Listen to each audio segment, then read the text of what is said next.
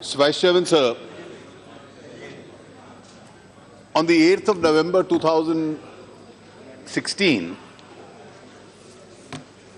the Honorable Prime Minister on behalf of the government had announced that the high denominational currency of rupees 500 and 1000, subject to the exceptions which were carved out, had ceased to be a legal tender.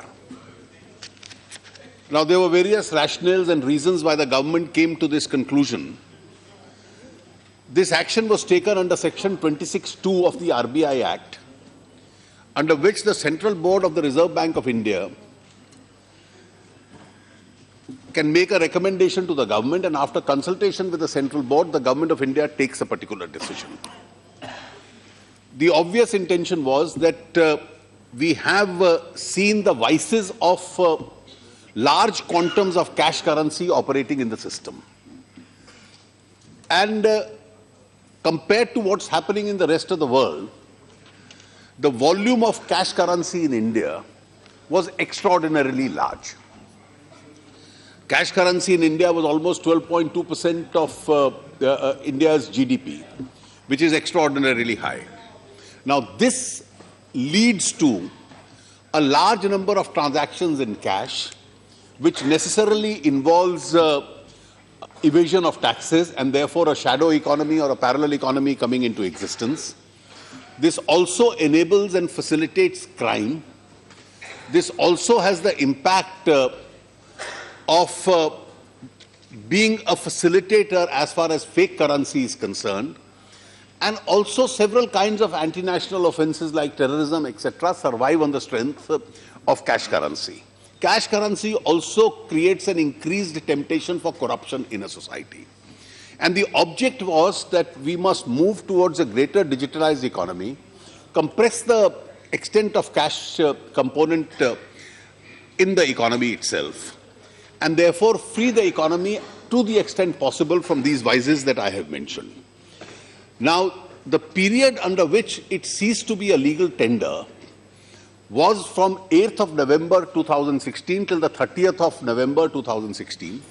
The Prime Minister had also announced that on such terms and conditions, this period would be extended to facilitate certain category of cases itself, which the RBI independently has announced in the case of either the non-resident Indians who were living abroad or even Indian residents who were travelling abroad during that period, for which a window has been opened itself.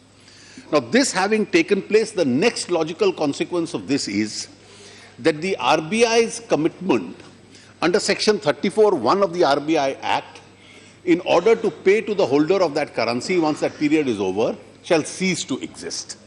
Additionally, under Section 26(1) of the RBI Act, the guarantee given by the Government of India with regard to the payment of that amount, the guarantee also gets extinguished and it ceases to exist.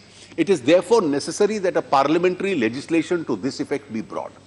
I may mention that on two earlier occasions in 1946 and 1978, where similar steps had been taken, in the very first instance itself, a parliamentary legislation had been brought, either through an ordinance and subsequent ratification by Parliament. No, because there is a power under Section 26(2) also. That's also a legal power. So this time it has been done in two stages. That is, under Section 26(2), it ceases to be a legal tender, and now the extinguishment of the currency and the liability itself has to take place. This ordinance has been brought in view of this urgency in order to enable these things to happen and also permit that grace period. Once that period is over, except for limited purposes of research and historical value for which somebody can keep a limited amount of currency, which is mentioned in the legislation, holding the currency itself would be an offence. And the reason for making it an offence is, and the reason for extinguishing it, that once it ceases to be a legal tender, you cannot allow a parallel currency which has ceased to be a legal tender to operate in the market. And it is for this reason that holding of that currency beyond the grace period itself will also amount to an offence, and nobody can hold it beyond that permissible limit, which is required really for historical purposes or for collectors or for some research purposes that people want. This is the rationale behind this ordinance. With these few observations, I commend this ordinance and this bill to the Honourable House for acceptance. Thank you.